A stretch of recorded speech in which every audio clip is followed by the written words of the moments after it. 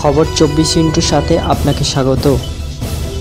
নতুন নতুন খবর জানার জন্য আমাদের চ্যানেলে চোখ রাখুন। কসবার অ্যাক্রোপলিস মলে আবার অগ্নিকাণ্ডের ঘটনা ঘটল। মলের ফুড কোর্টের একটি দোকানে আগুন লাগার ঘটনা ঘটে। সেই দোকানের রান্নার জায়গা থেকে আগুন ছড়ায়, তবে কিছুক্ষণের চেষ্টাতেই আগুন নিয়ন্ত্রণে আসে। জানা যাচ্ছে সোমবার সকাল 11টা নাগাদ ফুড কোর্টের একটি খাবারের দোকানে রান্নার জায়গায় আচমকাই আগুন লেগে যায়। তবে আগুন ছড়ানোর আগে তৎপর হয়ে যান দোকানের কর্মীরা। মলের অন্যান্য কর্মীও আসেন ঘটনাস্থলে। বেশ কিছুক্ষণের চেষ্টায় মলের অগ্নি নির্বাহন ব্যবস্থার মাধ্যমে আগুন নিয়ন্ত্রণে আনা হয়। কিভাবে আগুন লাগলো তা এখনো স্পষ্ট নয়, তবে মলের জনসংযোগ আধিকারিক অভিষেক পাল জানান ওই দোকানে রান্না করার সময় তেল লিক করে আগুন লাগে। তবে মল কর্তৃপক্ষের তৎপরতায় দ্রুত আগুন নিয়ন্ত্রণে আনা সম্ভব হয়েছে।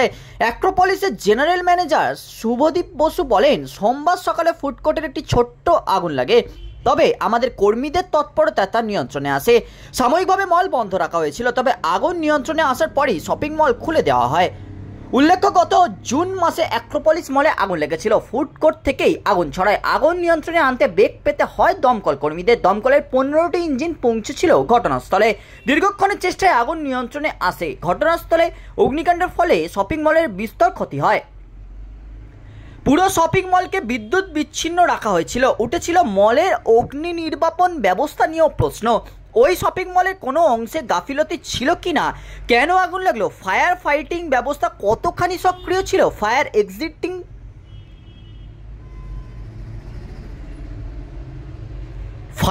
এক্সিট ঠিকঠাক ছিল কিনা, এই সমস্ত বিষয় নিয়েই তদন্ত করে দমকল। মলের এই বহুতলে অনেক অফিসও রয়েছে, শেষ সময়ে সেগুলিও বন্ধ রাখার সিদ্ধান্ত নেওয়া হয়। ব্যুরো রিপোর্ট, খবর 24/7।